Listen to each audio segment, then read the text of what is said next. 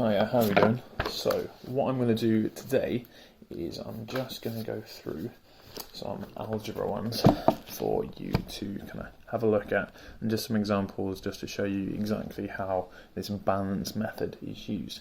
So, for this first one, we've got x plus 5 equals negative 8. Now, the trick with algebra and the balance method is whatever you do to one side of the equal sign, you have to do to the other one. So I want this x on its own on one side and all the numbers on the other. So I'm going to get rid of this negative 5. The way I get rid of it is I do the opposite. So if I take away 5 from that side, I also have to take away 5 from the other side. So this side now becomes just x, because 5 take away 5, it disappears. And then I've got negative 8 take away negative 5, which means I'm going down the number line further. That becomes negative 13, and that is literally us done with that one. Okay, so if ever you want to get rid of something like that, like a plus 5, you would take away 5 from both sides, and that would be our answer. So with another one, this one is slightly different, and these are going to get different with each example I do. So I've got 5x is equal to negative 9. Okay, now I've got something times by my x, and I need to do the opposite. So the opposite I need to do here is I need to divide by 5 to get 1x on its own. That's what I'm trying to figure out. So to get 1x on its own, I divide by 5 here. I also need to divide by 5 on the other side. Okay, so for dividing by 5 on this side, I'm left with x. Here I've got negative 9 divided by 5. That's a bit tricky, so I'm just going to leave it as a fraction, and that is my answer. That's literally all it is. Okay. Now, this next one is a bit trickier still, but you're still capable of doing it. So here, what you do is known as cross multiplication. Okay. So whatever's up here, I'll multiply by the 12, and whatever is up here, I'll multiply by the 10. And that is how I would do it. So I'd end up with 12 times 7 is 84.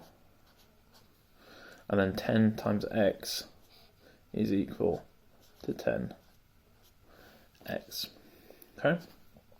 Now I know that's not obviously an easy work out answer. However, all that this would become is I divide by 10 here. Okay, and if I divide by 10 here to get 1x, I've got to divide by 10 on the other side. So I get 84 over 10 is equal to x. Okay, and then you could just simplify that one down.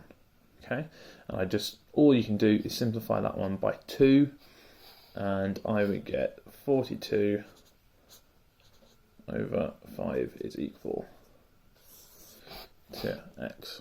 I can just leave it as that. Okay, you can put it into a mixed number if you want. It depends what the question is asking you to do. Right, we'll go through a few more.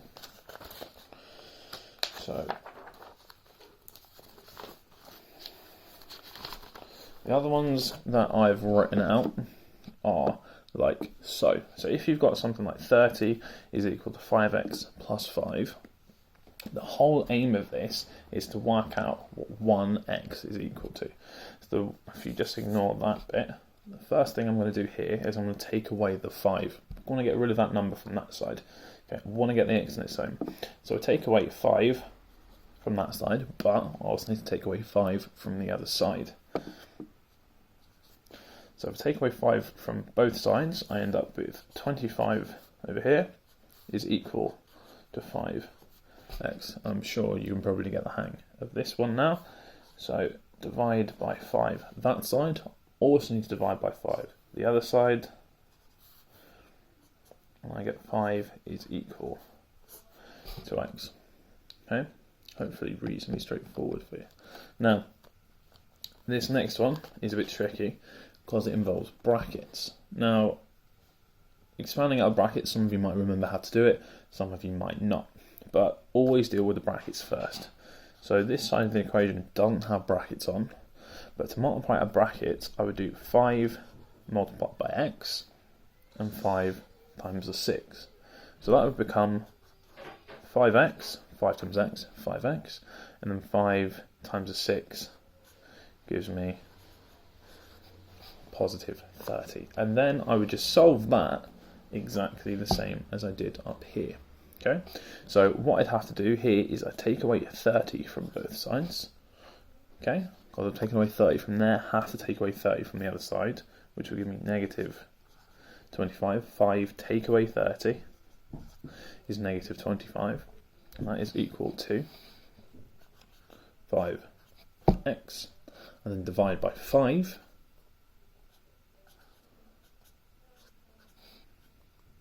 On both sides, and I would get negative 5 is equal to x. Sorry, that one's a little bit scrunched up. Okay, now there are more complex ones as well. These ones are involving kind of fractions. Okay, the way you would deal with these is you want to get rid of the fraction. Okay, and remember, whatever you do to kind of one side, you have to do to the other side. Okay, so the first thing I need to do to this here is to get rid of that fraction, and if you have something that's over 3, I want to get rid of that 3. Now to get rid of that 3, I need to multiply this whole side of the equation by 3. So if I times everything by 3 to get rid of the fraction, so what we get here is x plus, now everything's times by 3, plus 15 is equal to 15. And you might actually remember this one. It was the first one. I can't remember exactly which task, but I get x plus 15 is equal to 15. Take away 15 from both sides. Okay, and end up with x is equal to 0. And yeah, that is the actual question. It's a little bit of a tricky one for you, but the principle of how you would solve it is the same. Now for this one here, the middle one, again, use the exact same method that I literally said just up here. So for this time, because it's over 6, I need to multiply everything by 6. So multiply absolutely everything. Remember, if you multiply one side, you have to do the other side. That's how this balance method works. Whatever you do to one side, you have to do to the other. So I would get x, and then this negative 7 times by 6 equals negative 42, is equal to negative 3 times 6 is negative 18. Okay. Now, with that one, okay, rather than taking away, I want to get the x on its own. So here I need to add 42. Okay. Now if I add 42 there, I also need to add 42 here.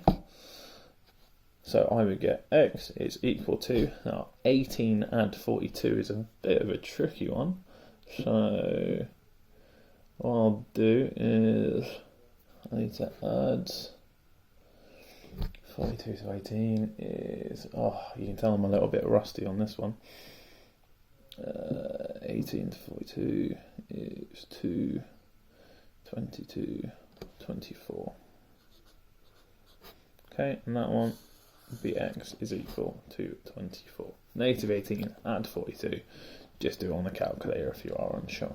Okay, you get x is equal to 24. But notice exactly the method that I've used.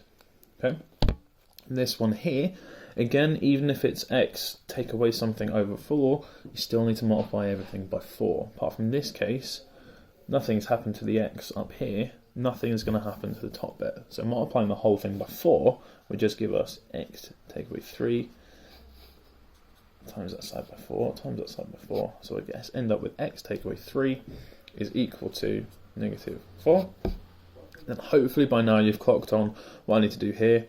Add 3 to that side also means I need to add 3 to this side. So I would get x on its own is equal to negative 4. Add 3 is negative 1. Okay, I've got a few more examples just to show you.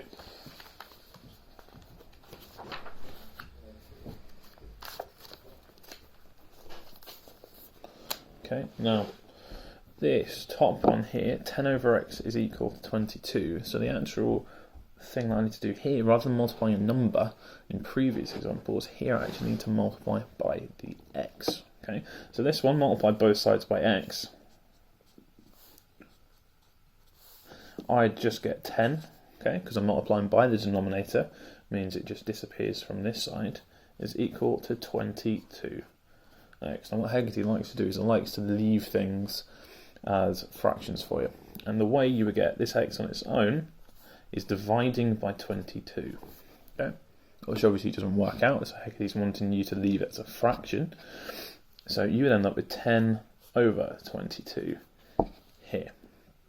And rather than leaving it as 10 over 22, you would just leave it as, which is exactly the same as, and if I do it over here, 5 over 11 is equal to x. I haven't left myself enough space with these ones, but hopefully you get the gist. Okay, so you divide times by x to get rid of it from the bottom, gives you 10 equals 22x, and divide by 22, which gives you the fraction, and then you just need to simplify it. Now, for this one here, okay, let's give myself a bit of space to do it in. This one here, I need to multiply by x plus 5.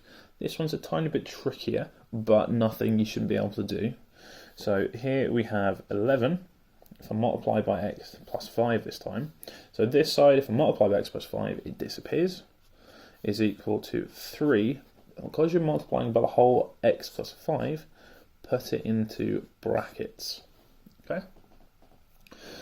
So if you're doing it, a whole x plus 5 and multiplying it, that goes into brackets just over there.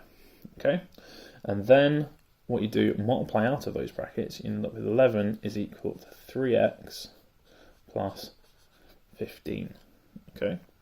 Hopefully you can kind of see, if you multiply x times a 3, 3x, 3 times the 5 gives you the 15. Hopefully you can kind of see where that's come from just by looking at here. 3 times the x, 3 times the 5, just like so. Okay, and then you just solve it like before.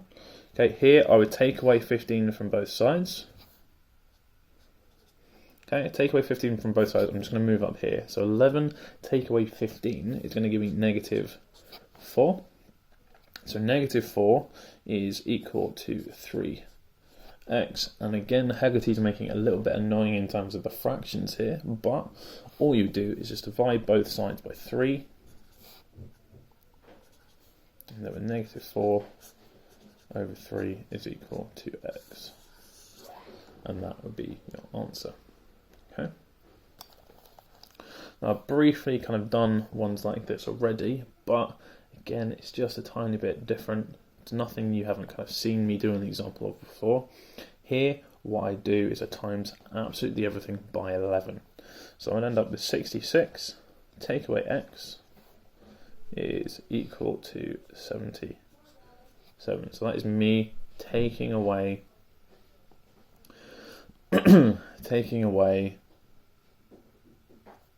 this over 11 here. It's me multiplying everything by 11. So we've got 66 take away x equals 77. Now here, there are multiple ways you can kind of do this, and the way that I'm going to do it for you is by making this x positive first. Okay, you can leave it negative if you want to, but it doesn't necessarily matter. Okay, if you were to leave it negative, what you could do is take away 66 from both sides. You end up with negative x is equal to 77, take away 66, which would be 11. So negative x is equal to 11, which means x is equal to negative 11, technically. Or if you wanted to, what you could also do is you could make this x positive, so 66 take away x is equal to 77. What you could also do is add x to both sides.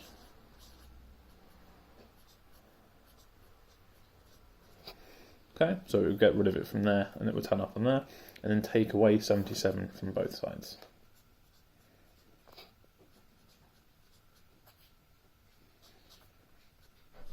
You still end up with exactly the same answer, x equals negative 11. Okay, the whole purpose of this balanced method is whatever you do to one side of the equation, you have to do to the other one. Hopefully seeing those kind of examples and how I've worked through them will help. If not, just let me know. I could take a bit more time going through each individual one. Okay, hope they've helped.